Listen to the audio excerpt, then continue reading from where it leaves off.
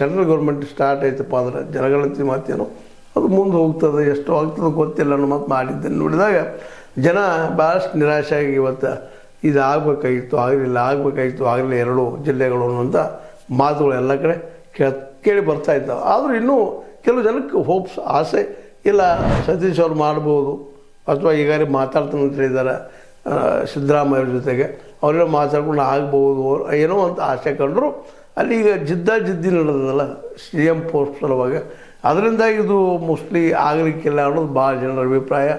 ಜೊತೆಗೆ ಒಂದು ವೇಳೆ ಇದು ಆಗದೆ ಉಳಿತಪ್ಪ ಅಂತಂದ್ರೆ ಎಂದೋ ಏನೋಪ್ಪ ಅನ್ನುವಂಥ ಮಾತು ಬೆಳೆಯ ಜೊತೆಗೆ ಈ ಮಧ್ಯದಲ್ಲೇ ಈ ಇಬ್ಬರ ಮಧ್ಯ ಸಿ ಎಮ್ ಸೀಟ್ಸ್ ನಡೆದಂಥ ಗದ್ದಲ ಈ ಬೆಳಗಾವಿಯನ್ನು ಒಡೆಯುವಲ್ಲೇ, ಚಿಕ್ಕೋಡಿ ಮತ್ತು ಗೋಕಾಕ್ ಜಿಲ್ಲೆ ಮಾಡುವಲ್ಲೇ ಅದು ಅಡ್ಡ ಬಂದಿತ್ತ ಅನ್ನುವಂಥ ಮಾತು. ಯಾಕಂತಂದರೆ ಸಹಜದ ಅವರು ಅಧಿಕಾರ ಹಿಡಿಸೋ ಪ್ರಯತ್ನ ಮಾಡ್ತಾಯಿದ್ದಾರೆ. ಉಳಿಸ್ಕೊಳ್ಳೋ ಸಲುವಾಗಿ ಸಿ ಎಮ್ ಸೀಟನ್ನು ಉಳಿಸೋ ಸಲುವಾಗಿ ನಮ್ಮ ಸಿದ್ದರಾಮಯ್ಯನವರು ಎಲ್ಲಾದರೂ ಹೇಗಾದರೂ ಹೊಡಿಲೇಬೇಕು ಅನ್ನುವಂಥದ್ದು ಡಿ ಕೆ ಶಿ ಅವರು. ಹೀಗಾಗಿ ಈ ಎರಡರ ಕದನದಲ್ಲಿ ನಮ್ಮ ಎರಡೂ ಈ ಚಿಕ್ಕೋಡಿ ಮತ್ತು ಗೋಕಾಕ್ ಜಿಲ್ಲಾ ಆಗೋದು ಉಳಿತು ಅನ್ನೋದು ಭಾಳ ಜನ ಮಾತಾಡ್ಕೊಳ್ತಾ ಇದ್ದಾರೆ, ಜೊತೆಗೆ ಆರೋಪ ಮಾಡ್ತಾ ಇದ್ದಾರೆ. ಅದೇ ಕಾಲಕ್ಕೆ ಇನ್ನು ಹೋರಾಟ ತೀವ್ರಗೊಳಿಸಬೇಕು ಅನ್ನುವಂಥ ಹಂತಕ್ಕೆ ಬರ್ತಾ ಇದ್ದಾರೆ ಚಿಕ್ಕೋಡಿ ಭಾಗದ ಜನ ಮತ್ತು ಗೋಕಾಕ್ ಭಾಗದ ಜನ.